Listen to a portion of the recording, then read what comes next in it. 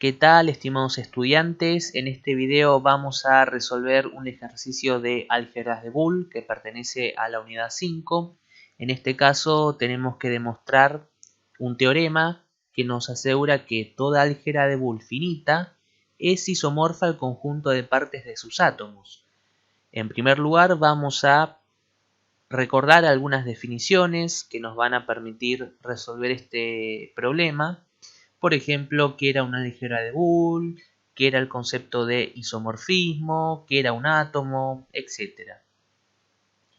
Entonces, la primera definición es ¿qué es una álgebra de Boole?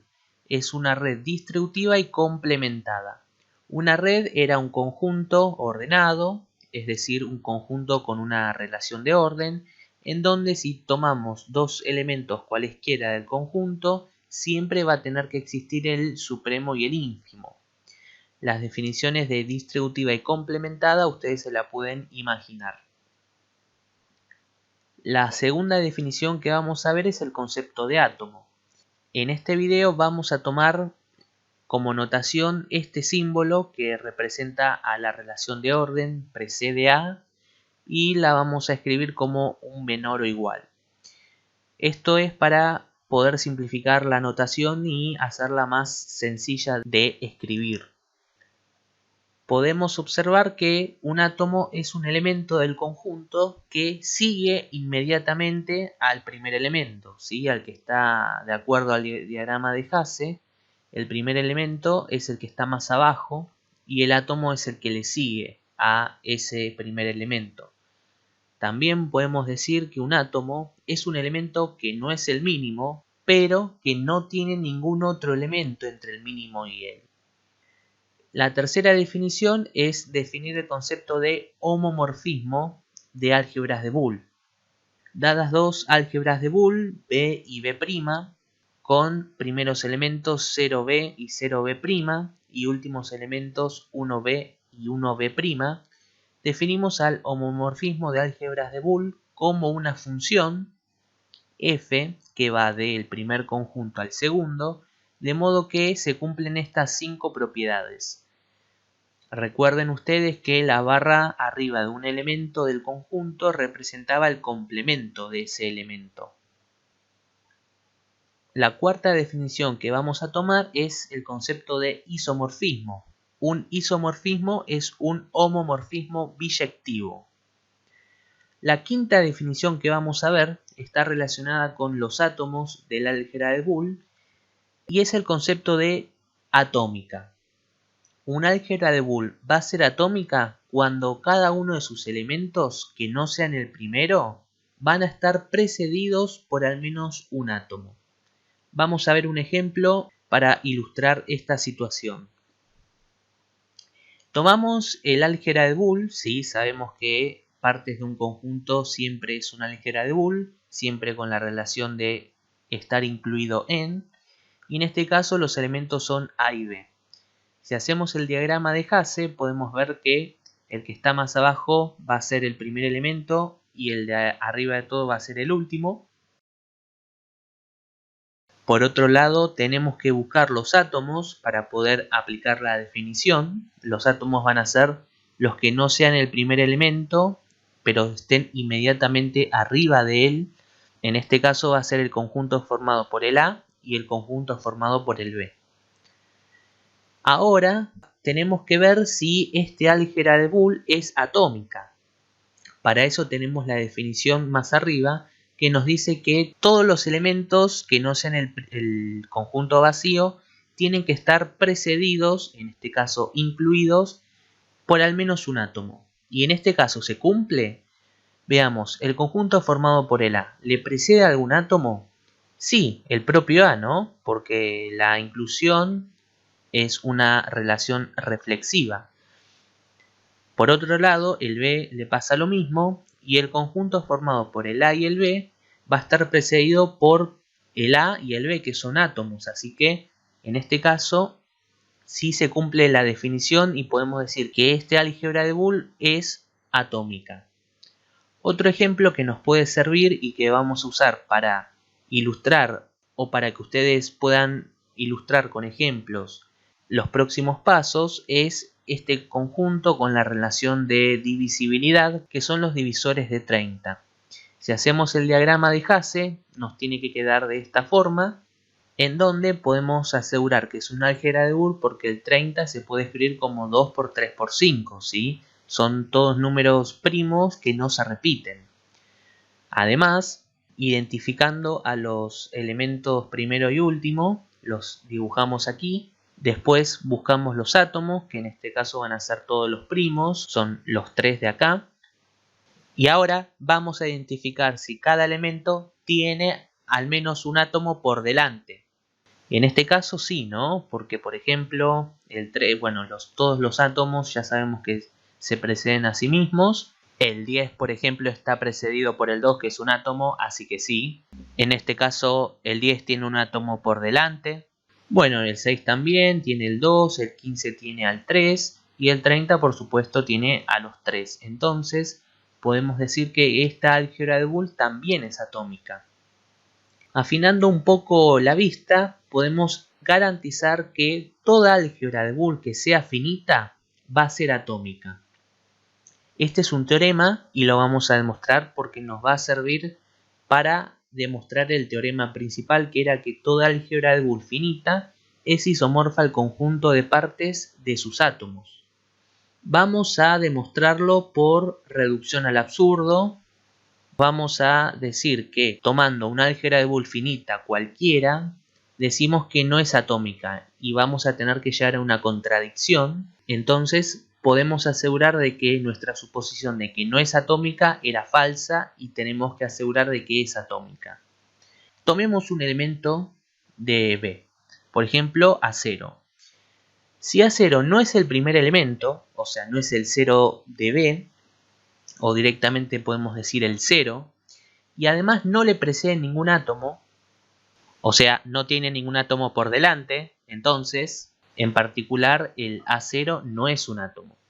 Ahora podemos elegir otro elemento que no es el primero, pero que está por delante del otro. ¿Por qué? Porque la definición de átomo era un elemento que está por detrás, sí o sí, del primer elemento. Pero en este caso, como el A0 no era un átomo, necesariamente tiene que haber uno por delante. Con esta misma idea podemos decir que existe un elemento A2 tal que está entre A1 y el primer elemento. De esta forma podemos escribir una sucesión infinita de elementos que pertenecen al álgebra de Boole, contradiciendo el hecho de que era finita.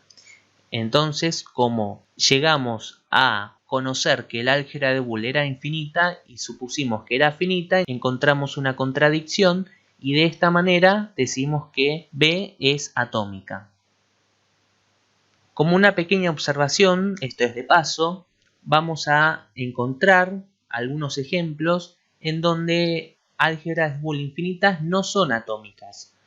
Por ejemplo, si consideramos lo que se llama un álgebra de intervalos en el conjunto de los reales, podemos decir que sus elementos son el vacío en primer lugar, R que va a ser el último elemento, luego tenemos uniones finitas de intervalos de la forma A, B, son intervalos semiabiertos se los llama, y también los elementos que conforman este álgebra van a ser los complementos de uniones finitas de esos intervalos. En este caso, esta álgebra de Boole no es atómica, porque cada elemento distinto del primer elemento va a contener como un subconjunto propio. Un subconjunto propio es un subconjunto del conjunto que no es el propio conjunto, ¿sí? O sea, es un subconjunto de forma estricta. Entonces, si tomamos cualquier elemento que no sea el vacío, va a tener un subconjunto dentro de sí mismo que es un intervalo semiabierto. De esta forma, si tomamos otro intervalo, vamos a asegurar de que existe un intervalo que no es el vacío que está incluido en este intervalo. Así vamos a construir una sucesión decreciente y entonces no va a tener un átomo. Esto solamente en el caso de las álgebras de Boole infinitas. Ya estamos en condiciones con este teorema demostrado en poder enunciar el teorema que nos involucra en este video. Toda álgebra de Boole finita es isomorfa, o sea, tiene la misma forma que el conjunto de partes de sus átomos y lo vamos a denotar P de A, donde A es el conjunto de átomos, ¿sí? Así que vamos a demostrarlo. Vamos a dividir la prueba, porque es bastante larga, en dos partes. Para eso vamos a considerar la función, que de ahora en más la vamos a llamar h, que va de P a P de A, que es una función que a cada elemento del álgebra de Boole le asigna h de u, formado por todos los átomos de B que preceden a ese elemento u. En el caso anterior de los divisores de 30, con la divisibilidad, por ejemplo, nos podemos preguntar quién sería h de 15. Recuerden ustedes que esta álgebra de Boole es atómica, así que sí o sí va a estar precedido por al menos un átomo. Y en este caso va a estar precedido por dos átomos que van a ser el 3 y el 5, ¿sí? Entonces H15 va a ser el conjunto, porque esto es partes de A, y ustedes recuerden que partes de A era tomar a los átomos 2, 3 y 5 y calcularle todos los subconjuntos posibles. En este caso es el 3 y el 5. Si considerábamos también al 2, entonces teníamos al propio conjunto A. Por ejemplo, el de 30, si hubiéramos calculado h de 30, efectivamente iba a ser el propio A, o sea, 2, 3 y 5.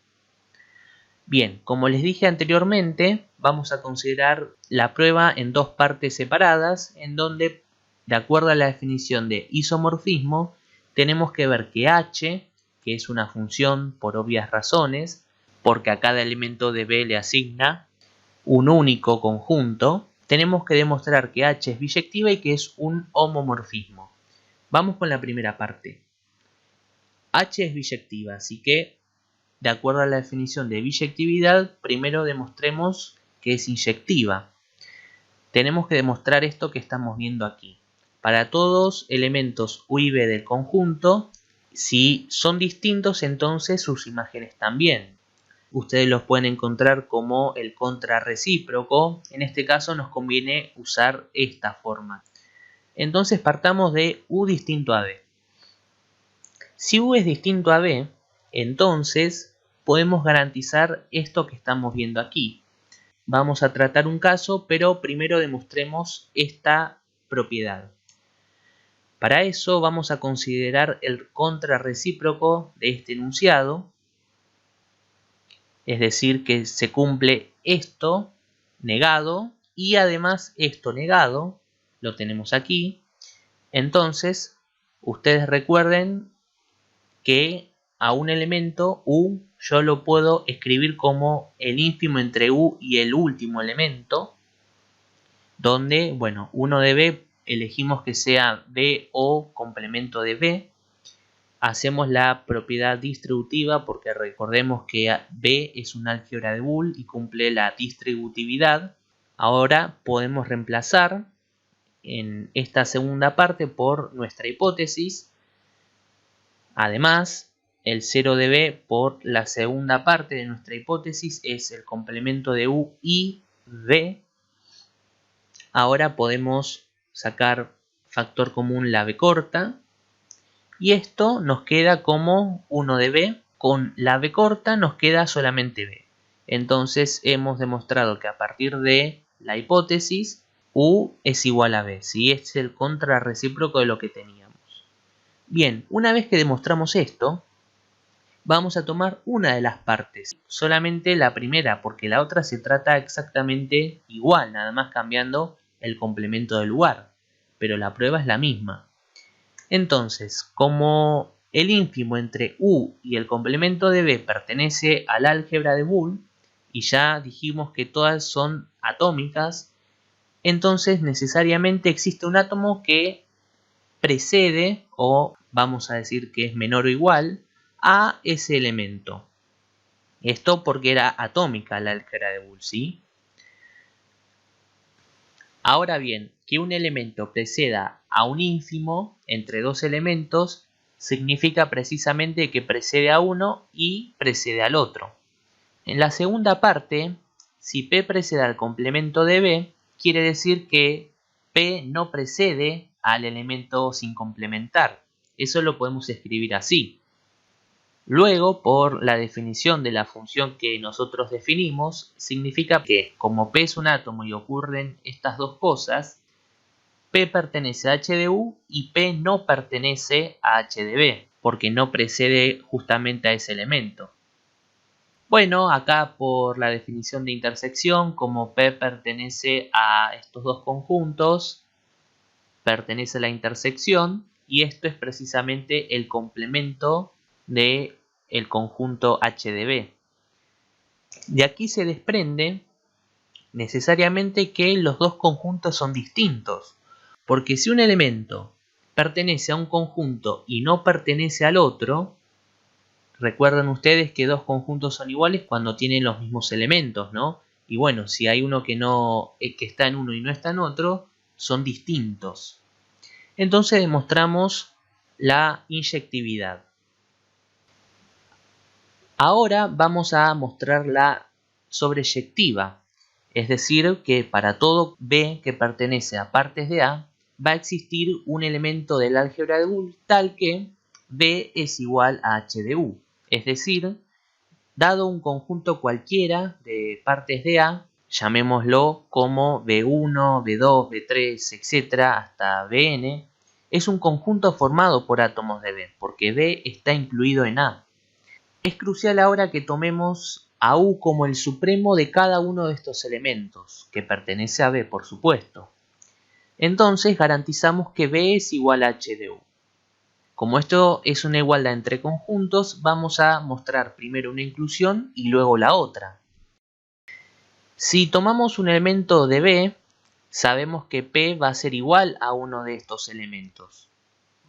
También sabemos que todos estos elementos van a preceder al supremo de todos ellos. Esto es claro si uno ve un ejemplo como los que vimos anteriormente. De las últimas dos líneas se deduce que P precede a U y además P es un átomo, porque está en un conjunto formado por átomos. Entonces, garantizamos que P pertenece a H de U. La otra inclusión se trata de la siguiente manera. Si P pertenece a H de U, va a ser un átomo y va a preceder a U, justamente. Por otro lado, existe un elemento del subconjunto de los átomos tal que el ínfimo entre P, que era un átomo, y este elemento es distinto del vacío. Vamos a ver que necesariamente se desprende de que este B sub I es justamente el propio P. Porque si ustedes miran cualquiera de los ejemplos que mostramos, el ínfimo entre dos átomos siempre va a dar el primer elemento. En el caso en que no dé el primer elemento es porque se trata del mismo elemento. Entonces el ínfimo entre un elemento y sí mismo es el propio elemento, o sea, es el propio átomo. Vamos a mostrarlo por reducción al absurdo, es decir, vamos a ver que para todo B sub I de los átomos se deduce que el ínfimo entre P y B sub I es el primer elemento. Sabemos que P precede a U, así que tiene sentido hablar del ínfimo entre P y U. Y U dijimos que era el supremo de todos los átomos. Así que lo reemplazamos, aplicamos distributiva y vemos que el ínfimo entre dos átomos es justamente el primer elemento, como habíamos comentado antes. Bueno, el primer elemento va a ser este, paréntesis, va a ser el otro, hasta llegar al último, y el supremo entre todos los primeros elementos es el propio cero. De esta manera llegamos a una contradicción. ¿Por qué? Porque como P precede a U, lo tenemos aquí, y mostramos que el ínfimo entre P y U es el primer elemento, si uno desprende de esta relación que P y U es igual a P, bueno, reemplazamos aquí y obtenemos que P es igual al primer elemento. Y esto es una contradicción porque dijimos que P es un átomo y los átomos por su propia definición, no son el primer elemento. Entonces la suposición de que esto no se cumplía era falsa. Una vez que demostramos que el ínfimo entre estos dos elementos no es el primer elemento, podemos ver que el 0 precede a este elemento y a su vez este precede a P. Esto lo podemos ver como que si tomamos el supremo entre P y BI y la P, por absorción nos queda la propia P, entonces esto se cumple, ¿sí?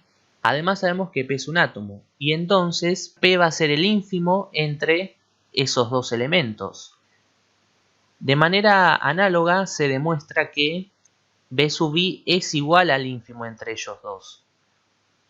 Acá por transitividad de la igualdad mostramos que B sub I es igual a P y como B sub I pertenecía al subconjunto de los átomos y son iguales, entonces P pertenece a B. Vamos a la segunda parte, que era probar que H es un homomorfismo de álgebras. Para eso vamos a tener que demostrar cada una de las 5 propiedades que habíamos visto antes. En particular empecemos con la primera. Vamos a demostrarlo como un sí solo sí, o sea, no como dos inclusiones separadas, porque todas las propiedades que apliquemos van a ser equivalencias. Sabemos que si tomamos un elemento P perteneciente a este conjunto, entonces P es un átomo y además P precede al complemento de U. ¿Pero esto qué significa? Que no es cierto que P preceda a U. Esto significa que, por definición de la función, no es cierto que P pertenezca a H de U. Lo que tenemos aquí es que P pertenece al complemento de H de U. Esto es por la definición de complemento de un conjunto. Bueno, ahí tenemos la primera propiedad.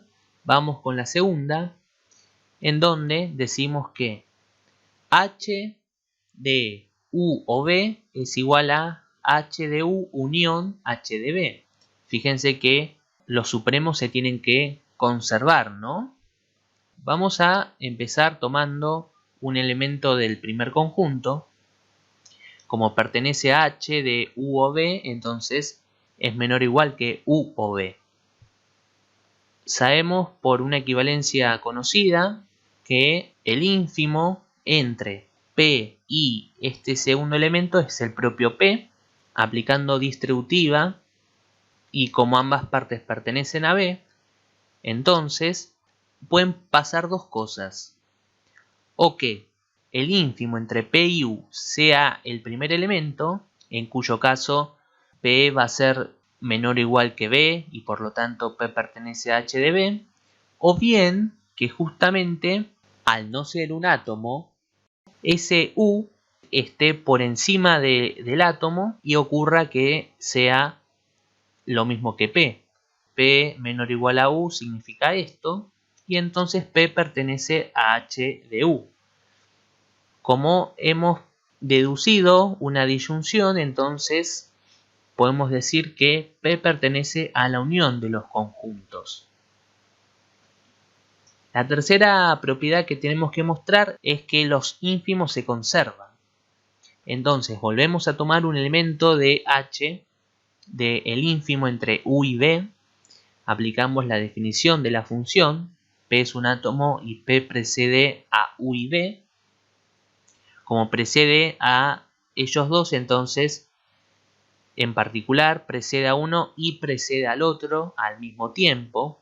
Y bueno, por definición de la función, de vuelta, P pertenece a H de U y además P pertenece a H de B.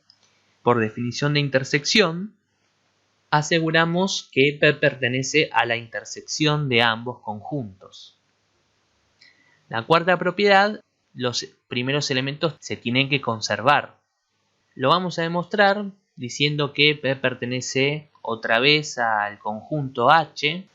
En particular, P va a ser un átomo y el primer elemento va a estar precedido por P. ¿Hay algún elemento, además del primer elemento, no del 0, que esté por delante de ese? No, no hay ninguno. Incluso en particular no hay ningún átomo. Tiene que ocurrir que H del primer elemento sea el vacío. Y justamente el primer elemento de partes de un conjunto es el vacío. Así que demostramos la primera inclusión, que H de 0 esté incluido en el 0 del segundo conjunto. La otra inclusión es trivial porque el vacío está incluido en cualquier conjunto. La quinta y última propiedad que nos toca demostrar es que los últimos elementos se conservan. Para ello tomamos un elemento de H de 1, entonces va a ser un átomo y va a estar por delante del último elemento. ¿Quiénes van a ser? Justamente todos los átomos van a ser, ¿no? En el caso de los divisores de 30 habíamos visto que H de 30 era el conjunto formado por todos los átomos. Entonces podemos decir que H de 1 va a ser A. Bueno, entonces terminamos esta demostración del teorema. Hemos demostrado ambas partes. Espero que les haya quedado claro. Cualquier cosa nos consultan y muchas gracias por mirar.